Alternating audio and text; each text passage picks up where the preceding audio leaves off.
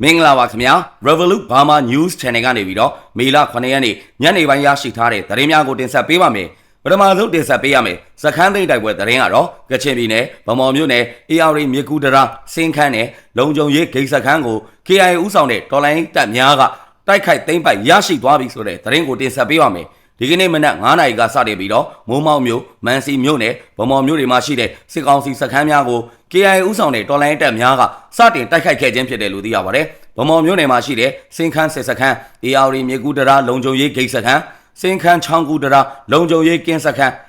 စင်းခန်းနယ်မြေရဲစခန်းတို့ကိုသိမ်းပိုက်ရရှိထားပြီလို့သိရပါတယ်မန်စီကတော့မြို့မှာရဲစခန်းသားအထိကိုတိုက်ပွဲတွေဖြစ်နေတယ်မိုးမောက်မြို့မှာလည်းတိုက်ပွဲတွေပြင်းထန်နေတယ်စစ်ရေးကတော့အားသာနေတယ်ဗမော်စင်းခန်းရွာနားမှာရှိတဲ့စခန်းတွေအားလုံးတော့ရပြီ AR မြေကူတရာစင်းခန်းကိုလည်းထိန်းချုပ်ထားတယ်စင်းခန်းရွာစစ်ကောင်စီစခန်းသားကစစ်တပ်ကတော့တနအီလောက်ပဲပြစ်ခတ်ပြီးတော့အကုန်လုံးထွက်ပြေးကြတာနယ်မြေရှင်းလင်းရေးတွေလည်းလုပ်နေပြီလို့ KIA ရှေ့တန်းသတင်းရင်းမြစ်ကရှင်းပြထားပါတယ်ကချင်ပြည်နယ်မှာမတ်လ9ရက်နေ့ကနေစတင်ခဲ့တဲ့စစ်စင်ရေးများအတွင်းမှာစစ်ကောင်စီရဲ့တပ်စခန်းစုစုပေါင်း100နီးပါးကို KIA ဦးဆောင်တဲ့တော်လိုင်းတပ်များကသိမ်းပိုက်ရရှိထားပြီဖြစ်ကြောင်းသတင်းရရှိပါတယ်ခင်ဗျာနောက်ထပ်တင်ဆက်ပေးရမယ့် update သတင်းကတော့ကချင်ပြည်နယ်ဝိုင်းမော်ဗမော်မိုးမောက်နဲ့မန်စီမြို့နယ်ကစစ်ကောင်စီတပ်စခန်း9ခုကိုဒီကနေ့မေလ9ရက်နေ့မနက်ပိုင်းမှာတိုက်ခိုက်သိမ်းပိုက်ခဲ့တဲ့ကချင်လွတ်လပ်ရေးတပ်မတော် KIA ကဒီကနေ့နေ့လယ်ပိုင်းမှာလဲမန်စီမြို့မှာရဲစခန်းကိုပါထပ်မံသိမ်းပိုက်လိုက်ပြီဆိုတဲ့သတင်းကိုတင်ဆက်ပေးပါမယ်မန်စီမြို့မှာရဲစခန်းကိုမနက်7:00နာရီမှာရပါပြီလို့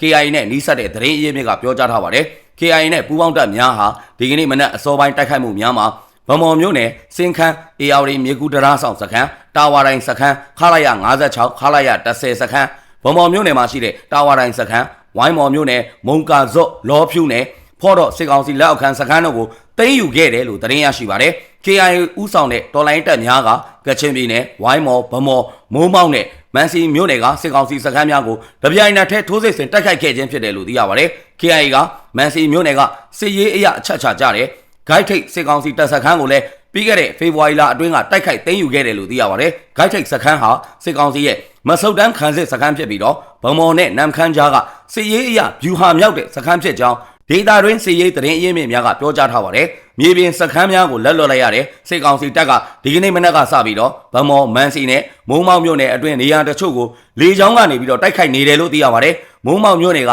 လူနေအိမ်တချို့မီးလောင်နေကြောင်းကိုဒေသခံတချို့ကပြောကြားထားပါတယ်။ KIA နဲ့ပူးပေါင်းတပ်များဟာမေလ4ရက်နေ့ကနေ6ရက်နေ့အတွင်းဆွမ်ပရာဝန်တပ်စခန်းဂီဒွန်တပ်စခန်းစမားတပ်စခန်းအပါအဝင်ဝိုင်းမော်နဲ့ဆွမ်ပရာဝန်ကစစ်ကောင်စီတပ်စခန်း12ခုထက်မနည်းသိမ်းပိုက်ခဲ့တယ်လို့သိရပါတယ်။ KIA ကမတ်လ9ရက်နေ့ကနေစပြီးတော့ထိုးစစ်ကိုအရှိန်မြင့်တင်ခဲ့ရာမေလ9ရက်နေ့နေကင်းပိုင်းအထိကိုစစ်ကောင်စီတပ်စခန်းပေါင်း100နီးပါးကိုသိမ်းပိုက်ထားပြီးဖြစ်တယ်လို့သိရပါတယ်။သိမ်းပိုက်ခဲ့တဲ့စခန်းတွေထဲမှာစစ်ကောင်စီတပ်ရင်းဌာနချုပ်များဗျူဟာကုန်းများလည်းပါဝင်ပြီးဆွမ်ပရာဝန်စင်ဘိုလွယ်ကျယ်မျိုးများကိုလည်းသိမ်းပိုက်ထိန်းချုပ်နိုင်ခဲ့ကြောင်းသတင်းရရှိပါတယ်ခင်ဗျာဆက်လက်ပြီးတင်ဆက်ပေးရမယ်သတင်းကတော့စကိုင်းတိုင်းကလေးမျိုးစစ်ကောင်စီရဲ့ဒေသကွက်ကွဲမှုစစ်ဌာနချုပ်ဓာကဆကလေးလေရင်ကွင်းနဲ့ထောက်ပို့တက်စတဲ့နေရာတွေကိုတော်လိုင်းတပ်ဖွဲ့များက drone နဲ့ပုံကျဲတိုက်ခိုက်ခဲ့တယ်ဆိုတဲ့သတင်းကိုတင်ဆက်ပေးပါမယ်မေလ6ရက်နေ့မှာစစ်ကောင်စီတပ်ရဲ့ဓာကဆကလေးကို drone နဲ့ပုံသီး2လုံးကလေးလေရင်ကွင်းကိုပုံသီး4လုံးထောက်ပို့တက်ကိုပုံသီး3လုံးဘုံကျဲတိုက်ခိုက်ခဲ့တယ်လို့သိရပါတယ် Face Wind drone တွေကိုတုံးပြီးတော့ဘုံသီးကျဲချတာပါလေရင်ကွင်းကိုဘုံသီးချတယ်ဆိုတာကလည်းစစ်ကောင်စီထောက်ဖို့လေရင်ဆင်းလာတဲ့အချိန်ကျဲချတာပါအထိခိုက်တော့အတီးပြုလို့မရသေးဘူးလို့ Wings of ကလေးတပ်ဖွဲ့ဝင်တအုပ်ကပြောပါတယ်စစ်ကောင်စီကကလေးမျိုးနယ်တောင်ပိုင်းနဲ့မြောက်ပိုင်းကိုစစ်ကြောင်းထိုးတိုက်ခိုက်နေပြီးတော့ကျေးရွာ10ရွာကနေအိမ်600ထက်မနည်းကိုမိရှုဖျက်ဆီးထားပြီးဒေသခံပြည်သူတောင်းနဲ့ချီပြီးတော့စစ်ဘေးတိမ်းရှောင်နေရကြောင်းသတင်းရရှိပါတယ်ခင်ဗျာနောက်ထပ်တင်ဆက်ပေးရမယ်သတင်းကတော့အကြမ်းဖက်စစ်ကောင်စီကအမျိုးသားတွေကိုနိုင်ငံပြင်ပကိုထွက်ခွာပြီးတော့အလုတ်လုတ်ခွင့်ရပ်ဆိုင်းတယ်လို့ထုတ်ပြန်ပြီးတဲ့နောက်မှာတော့ပဲခူးတိုင်းတနတ်ပင်မြို့မှာစစ်မှုမထမ်းကျင်တဲ့သူတွေစီကနေပြီးတော့ငွေကျပ်350အထိတောင်းခံမှုတွေဖြစ်ပေါ်နေတယ်ဆိုတဲ့သတင်းကိုတင်ဆက်ပေးပါမယ်ကျမတူကနိုင်ငံခြားထွက်ဖို့လုပ်နေတော့မှာပဲစစ်ကောင်စီကနိုင်ငံခြားသွားပြီးတော့အလုတ်လုတ်တာကိုကန့်တက်လိုက်တဲ့သတင်းထွက်လာတော့ကျမအမစီကိုအုပ်ကြီးကလာပြီးတော့ပြောတယ်350ပေးရင်လူစားထိုးပေးမယ်တဲ့ကျမအမကလည်းပတ်စံတွေကဒီဘက်မှာလည်းကုန်ထားပြီးတော့မထွက်ရဘူးဆိုတော့350တော့မတက်နိုင်ဘူးပြောတော့35သိန်းတော့ပေးရမယ်ဒီထက်တော့ရှော့လို့မရဘူးဆိုပြီးလာပြောတယ်လို့ပြောပါတယ်စစ်မှုထမ်းဖို့အတွက်တရက်ကွက်ကိုလူ2ဦးသာစရင်ပေးရမှာဖြစ်ပေမဲ့ရက်ကျေးအုပ်ချုပ်ရေးမှုတွေကငွေကြေးမတက်နိုင်တဲ့မိသားစုတွေရဲ့အိမ်အောင်စုစရင်ကနေပြီးတော့စစ်မှုထမ်းဥပဒေနဲ့အကျုံးဝင်တဲ့သူတွေကိုစရင်တင်ပေးပြီးတော့ငွေကြေးတက်နိုင်တဲ့မိသားစုတွေအတွက်လူစားထိုးပေးနေတယ်လို့သိရပါတယ် လူစားအထိုးခံရတဲ့မိသားစုကို10 သိန်း30ပေးပြီးတော့ကျန်တာကိုသူတို့ကယူထားတယ်လို့လည်းပြောပါတယ်ဒါအပြင်ရက်ကွက်အတွင်းကကြန့်ရှိနေတဲ့တခြားမိသားစုတွေစီကနေပြီးတော့စစ်မှုထမ်းဖို့သွားတဲ့သူ့ရဲ့မိသားစုကိုထောက်ပံ့ပေးဖို့ဆိုပြီးတော့တအိမ်တော်ကိုငွေ1000စီကောက်ခံနေတယ်လို့ပဲခူးတိုင်းတရက်ပင်မြို့6ရက်ကွက်မှာနေထိုင်သူတဦးကပြောပါတယ်AP လ28ရက်နေ့ကနေစတင်ပြီးတော့ဒုတိယအကြိမ်စစ်တင်တန်းတက်ရောက်ဖို့စည်ရင်းတွေကိုရက်ကွက်တွေမှာကောက်ခံနေပြီးတော့လူငယ်တွေပြည်ပမထွက်နိုင်အောင်တားမြစ်ထားတာကြောင့်လေထိုင်းနိုင်ငံဗတ်ချမ်းကိုတရားမဝင်ဝင်ရောက်လာတဲ့လူတွေနေ့စဉ်များပြားနေကြောင်းသတင်းရရှိပါရခင်ဗျာ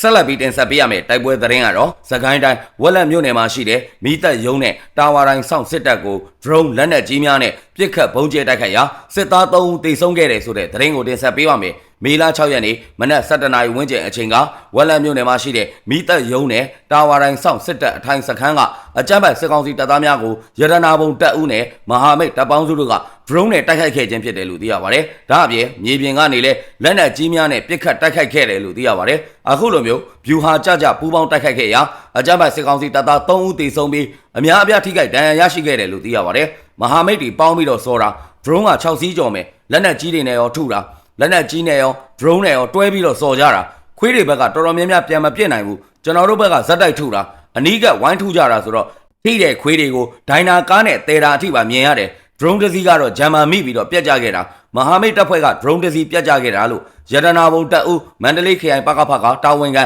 ကိုကီရီကပြောဆိုခဲ့ပါတယ်၎င်းတိုက်ခိုက်မှုကိုရတနာဘုံတပ်ဦးပြည်သူ့ဘတ်တော်သားပျောက်ကြားတပ်ဖွဲ့ 7PDF ဘိုးလှိုင်ဘွားပျောက်ကြားတပ်ဖွဲ့ရေဘူချက်နဲ့ဘိုးရဲရင်အောင်တပ်ဖွဲ့ဘိုးစိုးကြီးတပ်ဖွဲ့ကျောင်းလက်တဲတိုက်ရင်15တောင်သူလေသမားတပ်ပေါင်းစုနဲ့မဟာမိတ်ညီနောင်များပူးပေါင်းတိုက်ခိုက်ခဲ့ခြင်းဖြစ်ပြီးတော့ Face Wing Drone တစ်စီးဆုံးရှုံးကပြည်သူ့ကာကွယ်ရေးရဲဘော်များအထူးကိမရှိပြန်လည်ဆုတ်ခွာနိုင်ခဲ့ကြောင်းသတင်းရရှိပါတယ်ခင်ဗျာ